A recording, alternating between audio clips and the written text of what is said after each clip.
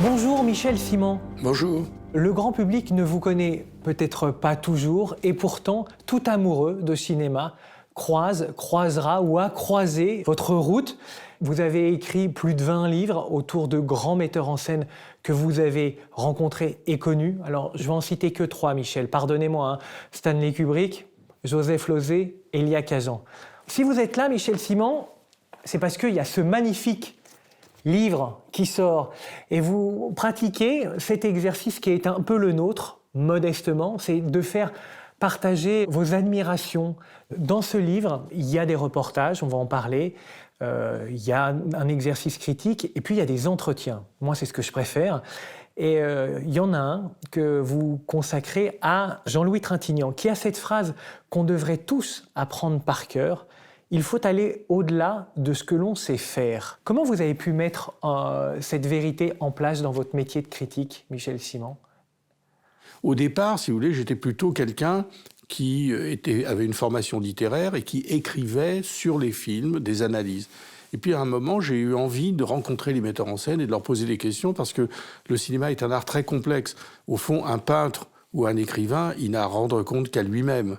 C'est tout, la seule personne. Il tient la plume ou bien il tient le pinceau. Tandis que le cinéma, c'est un art collectif. Donc c'est beaucoup plus difficile de comprendre comment un film a été finalement abouti. La censure, les rapports avec les producteurs, les rapports avec les comédiens, le montage, etc.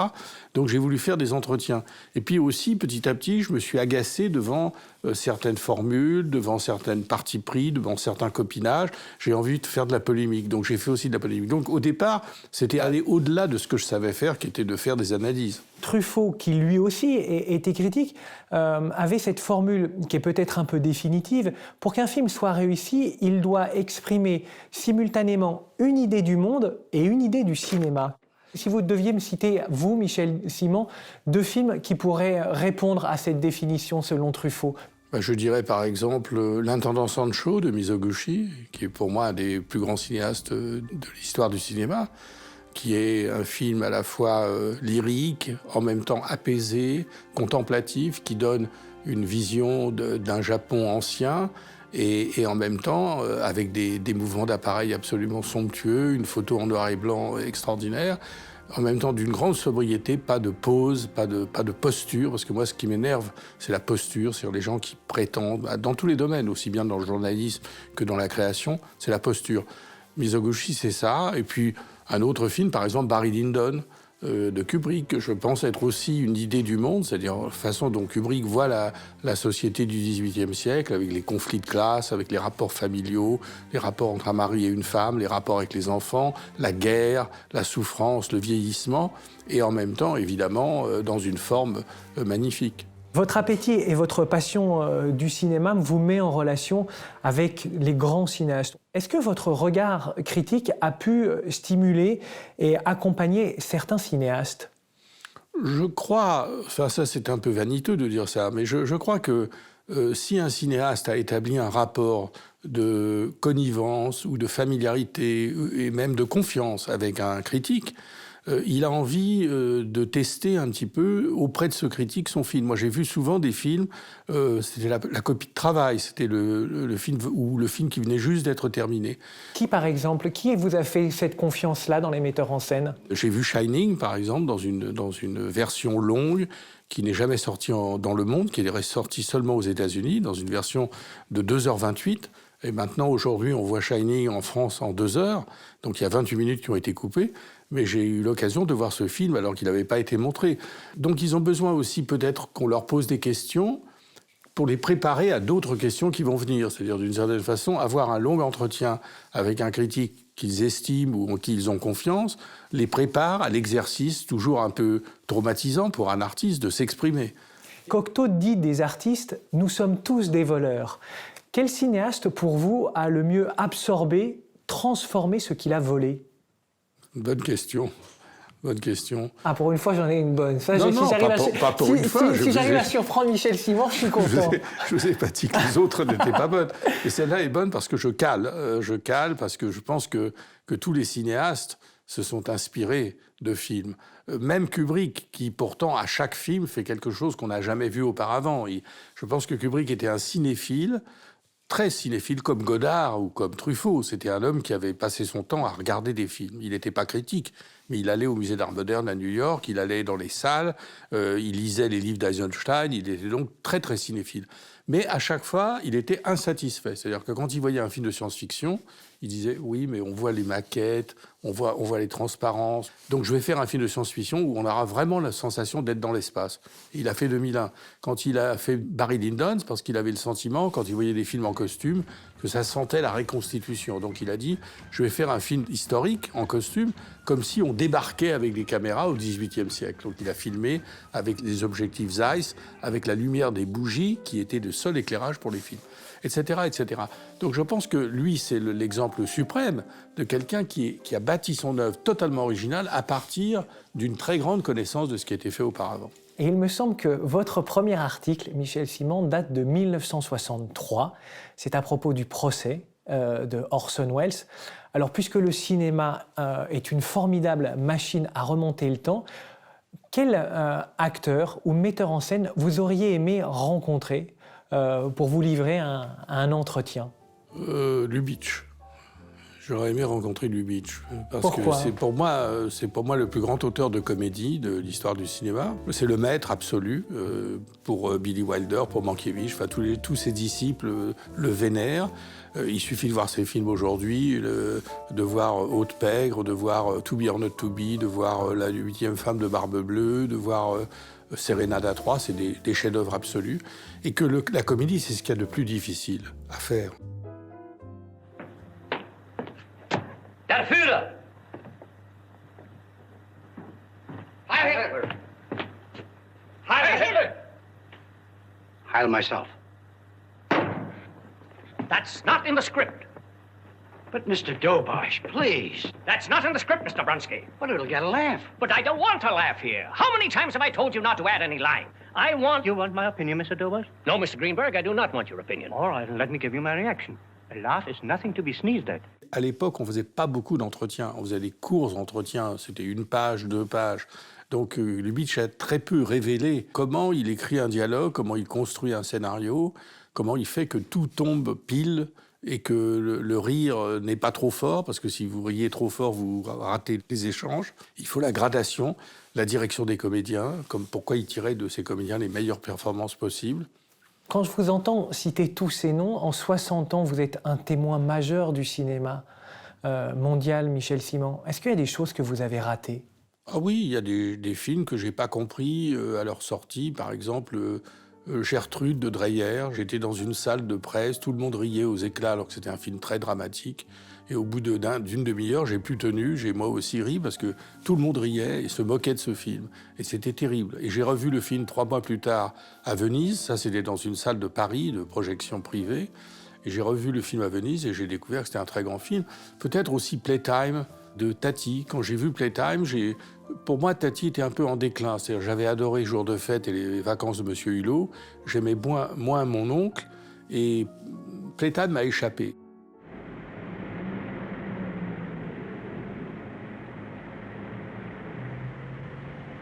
La complexité de Playtime, tout ce qu'il faisait avec l'espace, etc. J'attendais peut-être plus de rire, alors que c'était un rire très modulé, très discret, très cérébral d'une certaine façon, très mise en scène.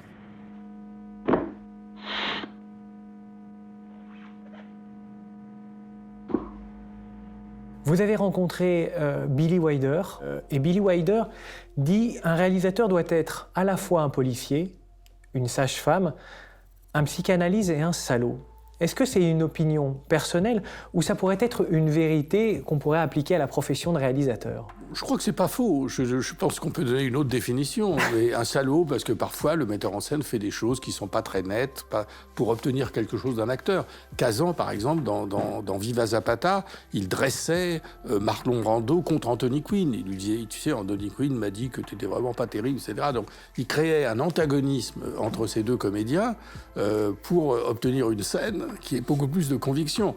On peut dire que c'est un peu salaud de dire ça, de dire quelque chose de faux à quelqu'un pour obtenir une réaction. Et une sage-femme, oui, il faut faire accoucher quelqu'un de quelque chose, là, ça aussi.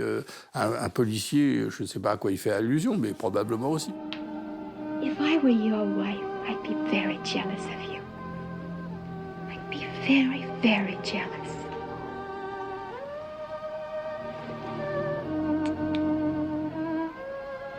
I think you're just delicate.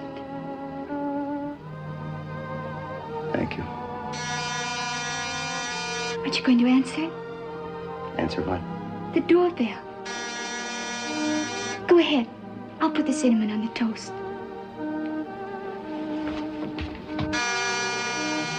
I can explain everything. The stairs, the cinnamon toast, the blonde in the kitchen. Now, wait a minute, Dickie boy. Let's just take it easy. What blonde in the kitchen? Wouldn't you like to know? Maybe it's Marilyn Monroe. Il y a deux types de metteurs en scène. Il y a les hérissons et les renards. Alors, les hérissons, c'est les metteurs en scène qui creusent leurs trous et qui explorent une ligne. Ils sont absolument obsessionnels et tous leurs films ressortent de la même approche. Bresson, Tarkovsky, Angelopoulos, Kieslowski, enfin, il y en a un certain nombre qui sont vraiment des hérissons. Et puis il y a les renards qui vont dans toutes les directions, qui changent de peau, qui sont malins, qu'on ne peut pas reconnaître. C'est Jean Renoir, c'est Kubrick, c'est Polanski, des gens qui changent de peau, qui changent de visage, etc., et qui font des films complètement différents les uns des autres. Je pense que c'est ça les deux grandes catégories. Kurosawa, par exemple, est un renard, alors que Ozu, c'est un hérisson. Ozu, c'est toujours le même film. Romer est un hérisson.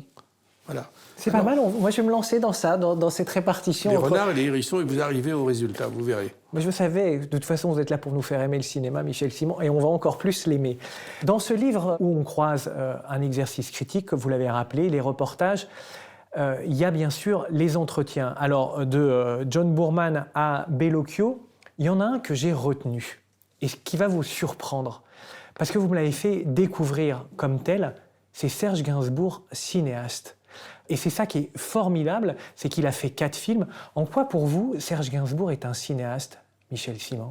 C'est un cinéaste d'abord, et ces entretiens le prouvent, hyper connaisseur du cinéma. Pas seulement du cinéma comme cinéphile, c'est-à-dire qu'il a des goûts très marqués, il aime Huston, il aime Buñuel, il se rapproche des surréalistes, aucun snobisme, aucune posture, c'est pas le contraire de ce qu'on imagine, que Gainsbourg c'est un provocateur.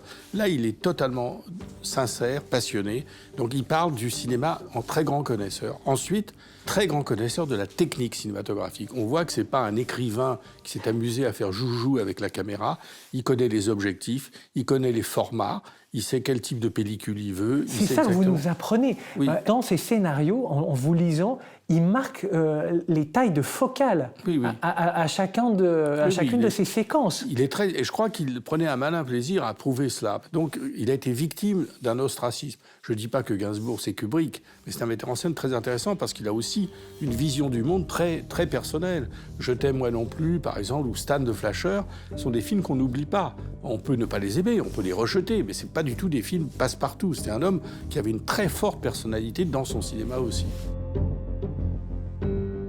Pour vous, Michel, c'est quoi la raison d'être du cinéma? La raison d'être du cinéma, et tous les artistes qui sont dans ce livre et sur lesquels j'ai écrit des livres, ils correspondent à l'universalité. C'est-à-dire que, pour moi, les grands metteurs en scène, c'est eux qui transcendent les classes sociales, les niveaux d'éducation, etc. C'est-à-dire qu'ils parlent à tout le monde. C'est le cas de Jane Campion, c'est le cas de Francesco Rosi, c'est le cas de John Ford, c'est le cas de Kazan, c'est le cas de Fellini, même de Bergman. C'est des gens qui ont eu des centaines de milliers de spectateurs. Les jeunes qui croient aujourd'hui que s'ils n'ont pas de succès, c'est parce qu'ils sont géniaux, parce qu'ils n'ont pas été reconnus, parce que les gens sont tous des crétins, c'est complètement faux. Les grands artistes ont toujours été reconnus. Ils ont eu des échecs. Ils ont connu des vaches maigres. Tous les grands metteurs en scène, sans exception, ont eu des grands succès. Et ils ont eu des échecs.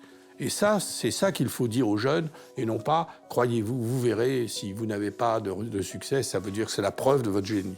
Merci Michel. On continuera de vous lire, de découvrir, de s'émerveiller du cinéma. On s'approchera un peu plus du mystère du cinéma avec ceux qui le font, grâce à vous. Et comme d'habitude, c'est indispensable. Merci Michel Simon d'être venu nous voir. Et merci à vous.